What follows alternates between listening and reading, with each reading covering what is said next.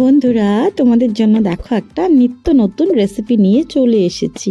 আলু দিয়ে, টমেটো দিয়ে আর পাঁপড় দিয়ে খুবই সুন্দর একটা অসাধারণ রেসিপি, সম্পূর্ণ নিরামিষ। তোমরা কিন্তু এটা নিরামিষ দিনে খেতে পারো আর ঠাকুরকে ভোগেও দিতে পারো। মানে খুবই একটা ইউনিক রেসিপি আর খুবই টেস্টি খেতে। তোমরা যদি একবার বানিয়ে খাও তাহলে কিন্তু এই রান্নাটার প্রেমে পড়ে যাবে। পাঁপড় দিয়ে আলু দিয়ে যে এত সুন্দর রেসিপি হয়, এটা কিন্তু এই রেসিপিটা যদি তোমরা না দেখো খুব বড় মিস করবে। হ্যালো বন্ধুরা, আমি মনা রান্নাঘরে তোমাদেরকে অনেক অনেক ওয়েলকাম এবং ভালোবাসা। তোমরা কেমন আছো? আশা করছি তোমরা খুব ভালো আছো। আমিও কিন্তু ভালো আছি। তারপর হচ্ছে গিয়ে দেখো, আমি আলু কেটে নিচ্ছি। মানে আলুটাকে ভালো করে ছুলে নিয়ে তারপর ডুমো ডুমো করে কেটে নিব। আমি এখানে কিন্তু একটু বড় সাইজের আলু, মানে বড় বড় করে ডুমো ডুমো করে নেব, যেহেতু এটাকে আমি ভাপিয়ে নেব। তোমরা চাইলে কিন্তু তোমাদের ইচ্ছে মতো কেটে নিতে পারো, কিন্তু একটু বড় করে কাটলেই কিন্তু সুন্দর লাগে। তারপর দেখো, আমি একটা ছোট গামলা বসিয়ে দিয়েছি, যেটাকে সসপ্যান বলে, বসিয়ে দিয়ে আলুগুলো দিয়ে, মানে জল দিয়ে আলুগুলো দিয়ে নিয়েছি। এখন আলুগুলো ভাপানো হতে হতে আমি এখানে একটা মশলা রেডি করব। তো দেখো, আমি এখানে আদা ছুলে নিচ্ছি, মানে কেটে নিচ্ছি, লঙ্কাগুলোকে একটু কেটে নিচ্ছি। আর হচ্ছে এখানে আমি দুটো টমেটো নিয়েছি। দুটো টমেটোকে আমি 4 টুকরো করে নেব আর কি, খুব একটা 4 টুকরো করে, আবার মাঝখান থেকে একটু মানে বড় বড় ডুমো ডুমো করে নেব। খুব একটা আমাদের মিহি করার বা কুচি করার প্রয়োজন নেই। তো বন্ধুরা, এখানে বলে রাখি, তোমাদের যদি আমার ভিডিও ভালো লাগে অবশ্যই একটা লাইক করে দিও, পারলে একটু শেয়ার করে দিও। আর আমার চ্যানেলে নতুন হয়ে থাকলে চ্যানেলটা সাবস্ক্রাইব করার অনুরোধ রইল। ফেসবুক পেজ থেকে দেখে থাকলে পেজটা ফলো করে দিও। আর হচ্ছে গিয়ে সুন্দর কমেন্ট করতে কিন্তু একদমই ভুলো না। তারপর দেখো, এখানে আমি টক দইয়ের মধ্যে জিরে গুঁড়ো, ধনে গুঁড়ো, গরম মশলা আর হলুদ গুঁড়ো দিয়ে একটা খুব সুন্দর পেস্ট বানিয়ে নিয়েছি। খুব সুন্দর একটা মিশ্রণ বানিয়ে নিয়েছি। এটা আমরা পরে ইউজ করব। হ্যাঁ বন্ধুরা, তোমরা কিন্তু কোন জায়গা থেকে আমার ভিডিওটা দেখছো এটা কিন্তু কমেন্ট করতে ভুলো না, তাহলে আমি বুঝতে পারবো আমার ভিডিওটা কতদূর পর্যন্ত পৌঁছচ্ছে।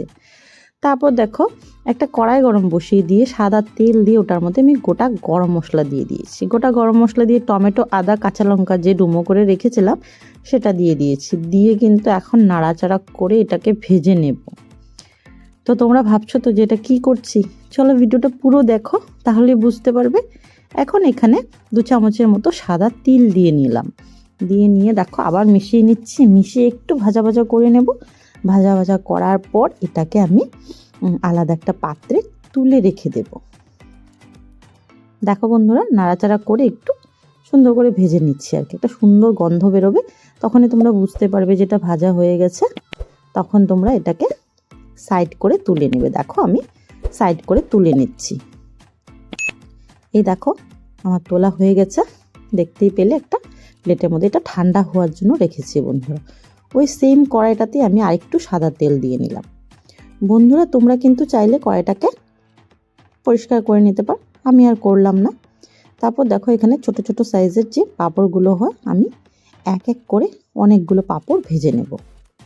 আর এগুলোকে খুব লাল করে ভাজতে হবে না, একটু হালকা কালার করে ভাজলেই হয়ে যাবে। তবে দেখো, এখানে আমি অনেকগুলো পাঁপড় ভেজে নিয়েছি আর কি। তো ভেজে আমি এগুলোকে সাইড করে রেখে দেব।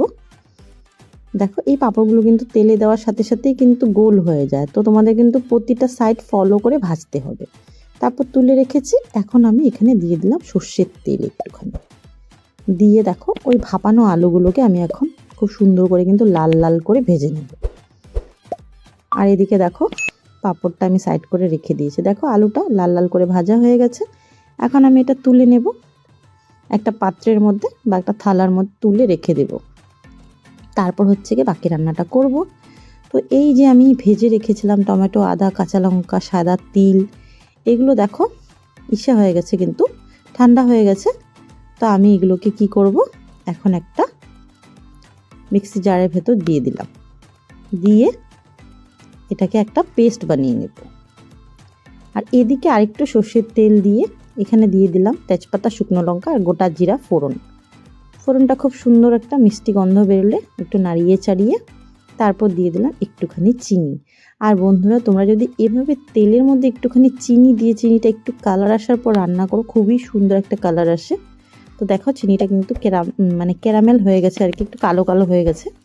তারপর যে মশলাটা পেস্ট করেছি সেই মশলাটা দিয়ে দিলাম। দেখো দিতে না দিতেই কিন্তু খুবই সুন্দর একটা কালার এসেছে। আমি কিন্তু এখনও কাশ্মীরি লঙ্কার গুঁড়ো ইউজ করিনি।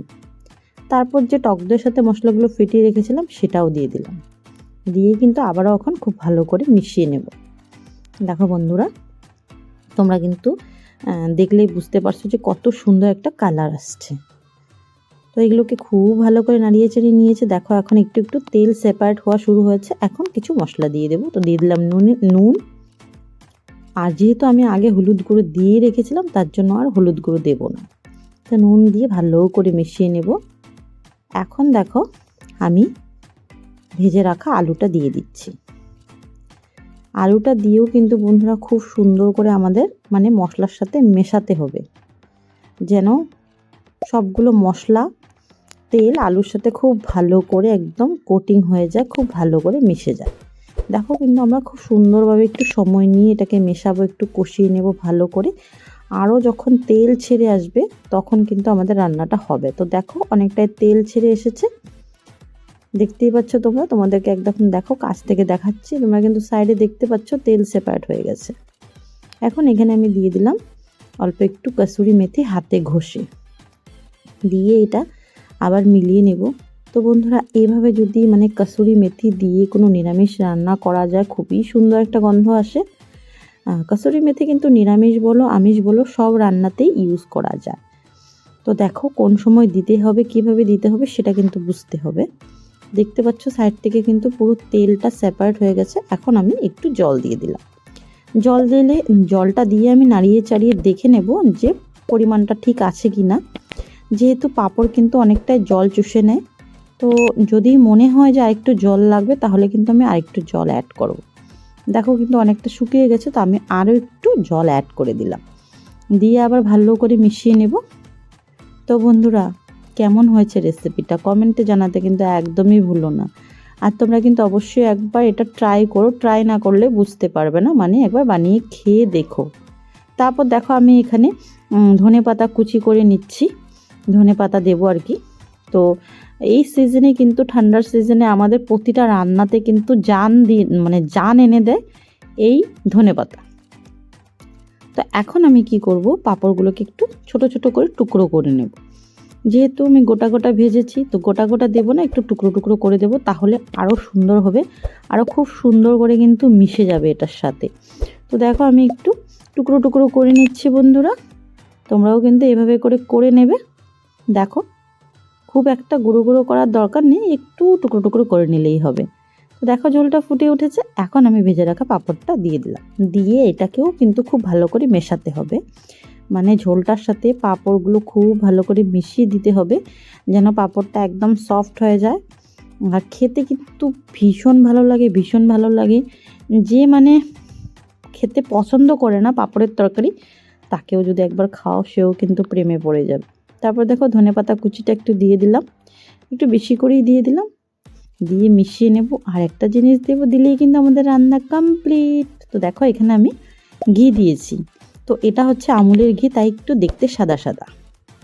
তোমাদের কাছে যেটা আছে তোমরা সেটা ইউজ করে নেবে। দেখো ঘিটা দিয়ে ভালো করে মিলিয়ে নিয়েছি। এখন কিন্তু আমাদের রান্নাটা একদম রেডি। একটু টাইম রেখে দিলেই কিন্তু হয়ে যাবে। একটু টাইম স্ট্যান্ডিং টাইমে রেখে দিয়েছি আমি, রেখে দেখো সার্ভ করে নিয়েছি থালাটার মধ্যে। আর কত সুন্দর লাগছে দেখে কিন্তু আমার জিভে জল চলে আসলো। তোমাদেরকে আসলে ঝটপট বানিয়ে ফেলো, বানিয়ে কিন্তু আমাকে কমেন্ট করে জানাতে একদমই ভুলবে না। তো চলো বন্ধুরা, আজকের জন্য টাটা, বাই।